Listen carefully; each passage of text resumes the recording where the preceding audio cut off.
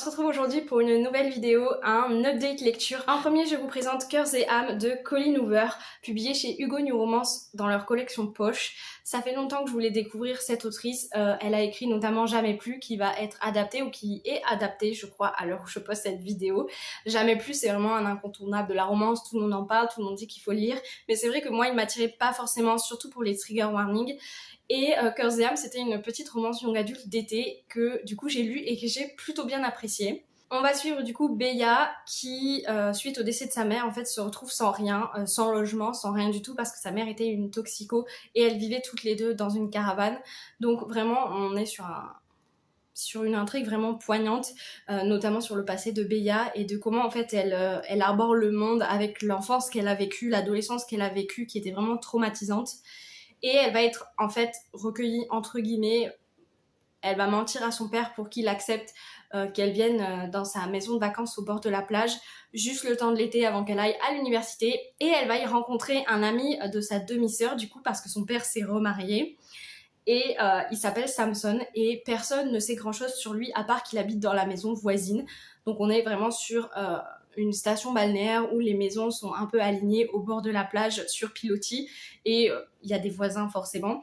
Et du coup ça va être une petite romance entre les deux, mais il y a vraiment plus que ça et c'est ça que j'ai bien aimé, c'est que ça reste léger, ça reste frais, c'est une romance vraiment young adulte, donc jeunesse, que je pense que je conseillerais à tous les 13-14 ans. Même pour commencer la romance, je pense que c'est vraiment un très bon livre parce qu'il est vraiment très court, il est pas long et j'ai trouvé qu'il était mignon et en même temps il aborde des sujets assez difficiles, donc franchement c'était une très bonne lecture.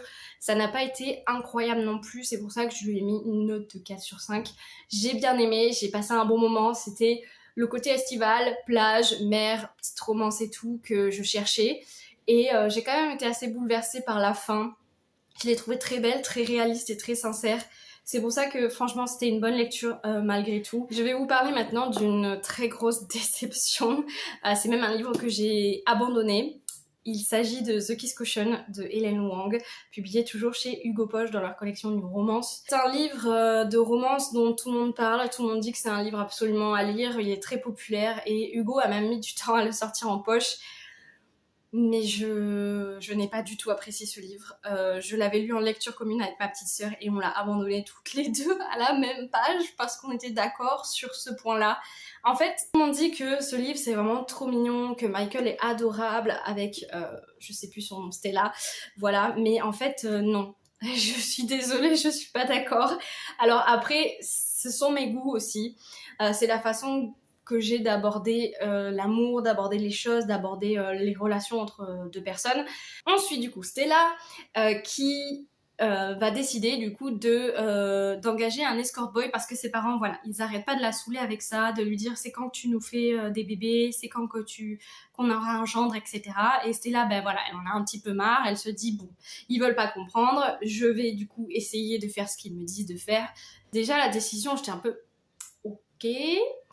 Et du coup, elle va engager Michael, qui est escort boy, qui est un étudiant qui, pour payer ses frais, forcément, il devient escort boy. En fait, c'est une relation entre les deux. Il va lui apprendre l'amour, mais d'une façon que j'ai pas appréciée.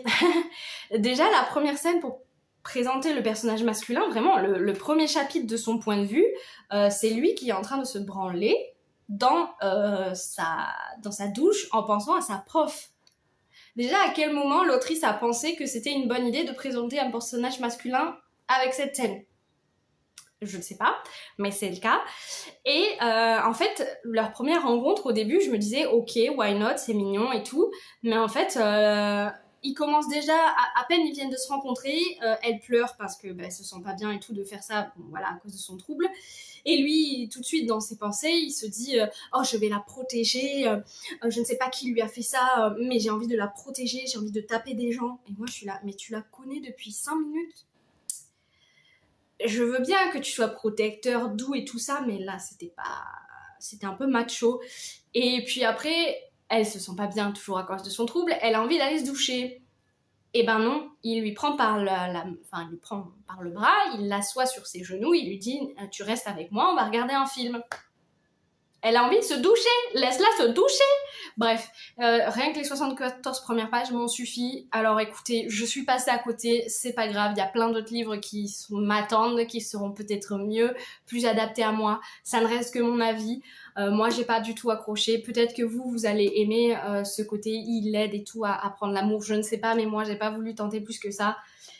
C'était donc ma déception du mois de juillet. On va revenir sur des meilleures lectures avec le tome 1 de la saga Les enquêtes d'Anna Swensen, Meurtre et pépites de chocolat de Joanne Fluck. Donc c'était mon premier Cozy Mystery, c'est publié chez les éditions Le Cherche Midi, mais maintenant ils sont disponibles également en poche. Mais j'ai commencé à en brocher, donc je continuerai à en brocher. Le Cozy Mystery, c'est un sous-genre du polar où en fait c'est une enquête policière, un meurtre, un enlèvement, etc. Et en personnage principal, on n'a pas un policier justement ou une personne des forces de l'ordre. On a une habitante ou un habitant tout à fait lambda, bibliothécaire, pâtissière, qui gère un salon de thé, etc., qui va aider en fait la police à résoudre ce meurtre. Et c'est une ambiance vraiment très mignonne, très cosy. Souvent, ça se base dans des petites villes, un peu américaines forcément, avec des ambiances vraiment très tranquilles. Vraiment, dans ce livre, je vous le dis, la vérité, j'ai eu envie de manger des cookies toute la longueur du livre. Je pense même que j'ai fait une overdose de cookies en lisant ce livre parce que c'était vraiment très immersif. La plume est hyper addictive, j'ai vraiment adoré. Du coup, on suit Anna Swensen qui habite dans la petite ville de Lake Eden et qui, du coup, a ouvert sa boutique de cookies. Je crois que c'est Cookie Jar, le Cookie Jar, voilà. Et bah, elle fabrique des cookies pour les habitants, tout ça. J'aime bien parce qu'elle a vraiment son petit caractère, elle se laisse pas faire et tout, et elle est très curieuse, donc elle va au fond des choses. Et bah, il va y avoir un meurtre et elle va retrouver une personne qu'elle connaissait de la ville au fond de sa boutique, enfin dans l'arrière-boutique. Et du coup, bah voilà, elle va forcément essayer de découvrir qui a fait ça, etc. Aider la police. Et ce que j'aime bien, c'est que ça va plus loin, c'est qu'on découvre plein de personnages, on découvre les relations qu'il y a entre eux, les secrets et tout qu'il y a dans la ville. Enfin vraiment, c'était vraiment très bien.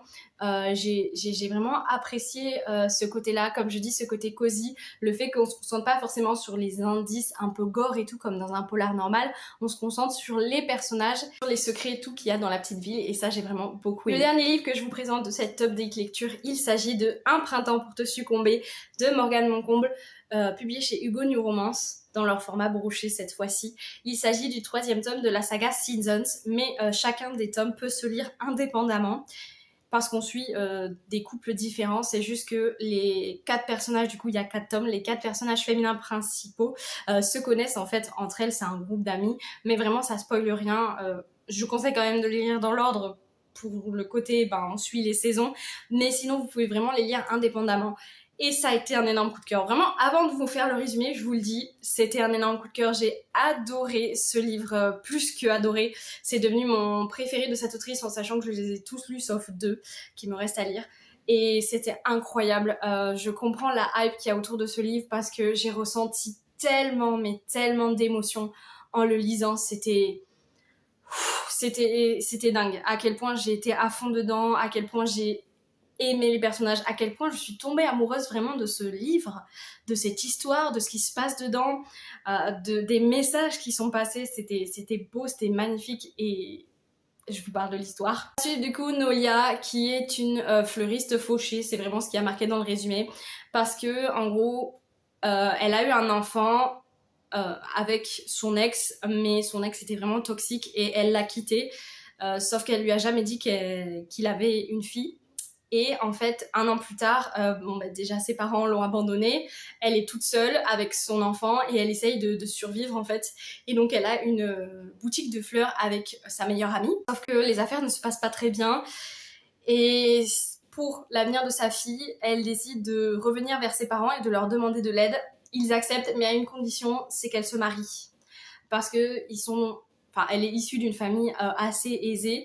Et Nolia aussi, je crois qu'elle est d'origine indienne et j'ai beaucoup aimé le fait que justement on en apprenne plus sur leur culture, sur leur façon de penser, etc. Enfin, j'ai vraiment adoré ce côté-là. Et en fait, elle n'est pas trop d'accord parce qu'ils lui ont déjà fait le coup il y a plusieurs années.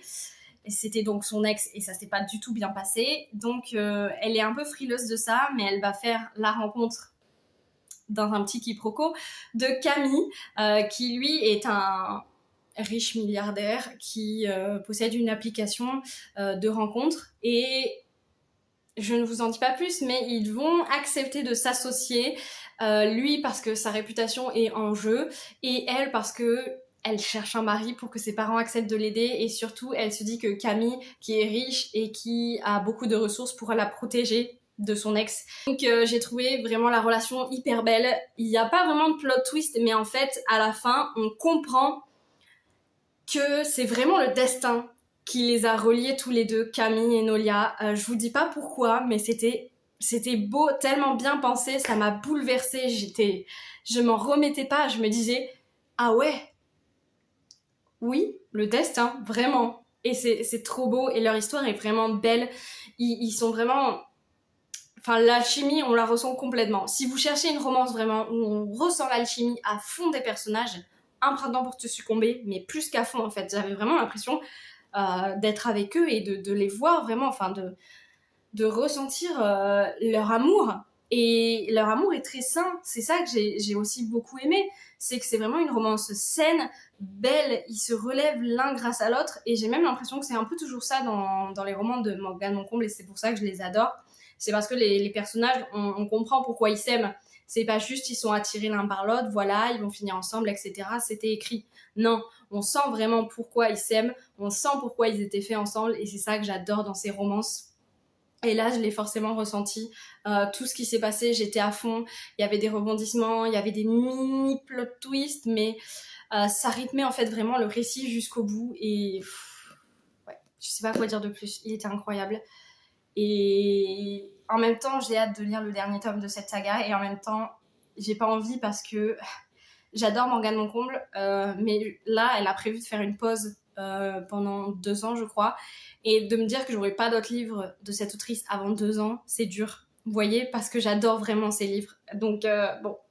En tout cas, celui-ci a été un énorme coup de cœur et vous le retrouverez dans mon bilan, je pense, de mes meilleures lectures 2024. C'est obligé. Cette vidéo est terminée, j'espère qu'elle vous aura plu. N'hésitez pas à me dire en commentaire si vous avez lu un de ces livres, si vous êtes d'accord avec ce que j'ai présenté ou pas. J'avoue que c'était un update lecture full romance, même s'il y avait le petit Cozy Mystery. Mais écoutez, c'est ce que j'ai lu en juillet, ça m'a fait du bien, j'ai apprécié. En ce moment, je suis en train de lire une romantaisie, justement parce que j'avais envie de revenir un petit peu dans la fantasy. Mais voilà, je trouve qu'en été, lire des romances, c'est le parfait combo. Printemps-été, c'est le meilleur moment de lire des romances, donc voilà. Comme d'habitude, je vous souhaite de bonnes lectures, je vous dis à bientôt pour une prochaine vidéo.